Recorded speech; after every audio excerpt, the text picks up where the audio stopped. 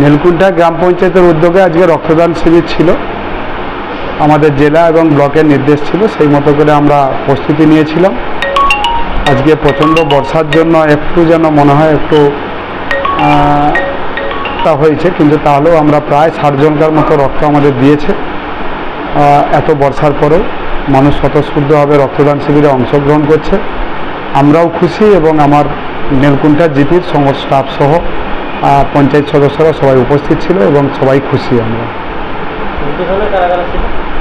উদ্বোধনে আমাদের joint BDO আসছিলেন, আমাদের বিডিও ছিল, জেলা পরিষদের সদস্য ছিল মিঠু সাহু পট্টনায়ক, আমাদের উপপ্রধান ম্যাডাম ছিল এবং আমাদের সকল সদস্যরাই ছিল। রক্তদান শিবিরটা অ্যাকচুয়ালি আমাদের জিপি অফিসে আমাদের নিজস্ব বিল্ডিং ছিল, সেই বিল্ডিংয়ের তলায় হয়েছে।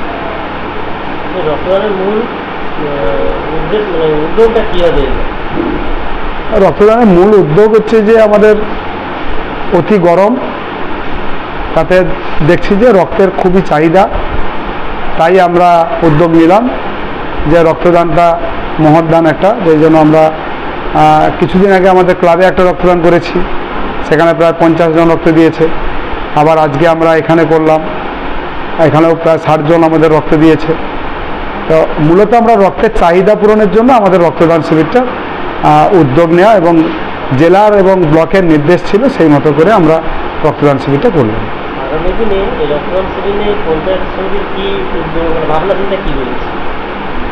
সুযোগ পেলে আবার করবো আমরা,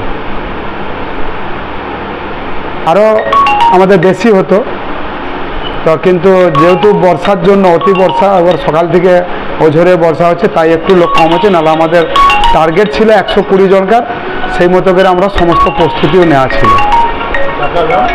আমার নাম শ্রীকৃষ্ণ বাড়ি, প্রধান নীলকুণ্ঠা গ্রাম পঞ্চায়েত। আজকে আমাদের এর সাথে একটা কর্মসূচি ছিল, আমাদের নতুনদের যে স্টাফ রদবদল হয়েছে, ট্রান্সফার হয়েছে, সেই নতুনদের বরণ করা এবং পুরনোদের বিদায় সম্বর্ধনা দেওয়ার জন্য আমরা আজকে সেই অনুষ্ঠানটা রেখেছিলাম। সেটা আমরা কিছুক্ষণ আগে আমাদের পুরনোদের বিদায় জানালাম, নতুনদেরকে বরণ করলাম। আমার নাম শ্রীকৃষ্ণ বাড়ি, প্রধান নীলকুণ্ঠা গ্রাম পঞ্চায়েত।